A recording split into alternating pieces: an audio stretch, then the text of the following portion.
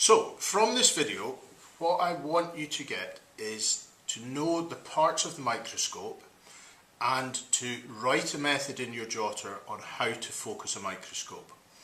We're going to be using the microscope to look at different cell types, and so it's really important that you understand how to use them and to use them effectively to get good images of the things you're looking at.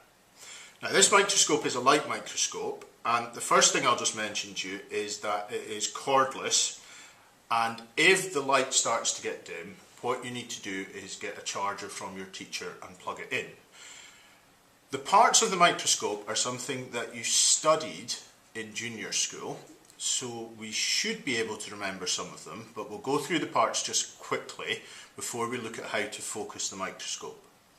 Now, this is a light microscope that uses light to magnify small objects, and it's the main tool we use in biology to look at cells, to see differences between cells, and to be able to see some of the things we find inside cells, what we call organelles. The thing that you look at with the microscope is called the specimen, and it has to be very thin in order for light to pass through it. You can't look at anything thick using a light microscope because, as I say, the light needs to pass through it. These are reasonably good microscopes we have here, and they're able to magnify things up to 400 times bigger, which should give us a very good picture of what the different cell types look like. So, how does it work? Well, it works a little bit like a telescope. We have two lenses. We have a lens at the top where you place your eye. It's called the eyepiece lens. And if you look at the side of it when you're in class, you'll see it's got 10 times written on it, which means it magnifies things 10 times. We then have a second group of lenses down here that are the lenses we'll use to look at the object we're looking at, and so they're called the objective lenses. There are three lenses with different magnifications. There's a low power one, a medium one, and a high power one. And to move between one and another, you just rotate this and you'll feel a click when each lens goes into place. The object we're going to look at is mounted on a thin bit of glass that we call a slide, and you place this object that we want to look at onto this bit here. The black bit is called the stage, and there's two clips that are called the stage clips that we use to fasten our slide into place.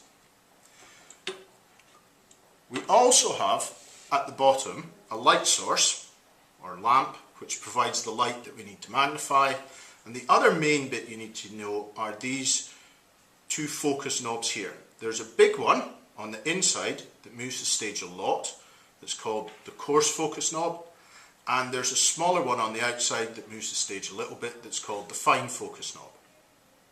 So, those are the main parts of the microscope. I'm going to take you through next how we go about focusing a microscope.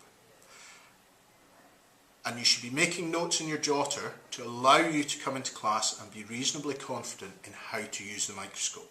So, the first part we've already talked about, you place your specimen or glass slide onto the stage and clip it in place with the stage clips, and if you switch the light on with a switch at the back, you check that the light is shining through the object you want to see.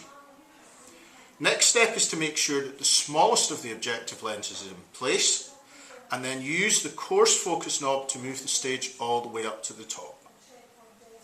Then, looking down the eyepiece lens, use the coarse focus knob to move the stage down until you have a reasonably clear image of your specimen, and then you use the fine focus knob to get a nicely sharp image.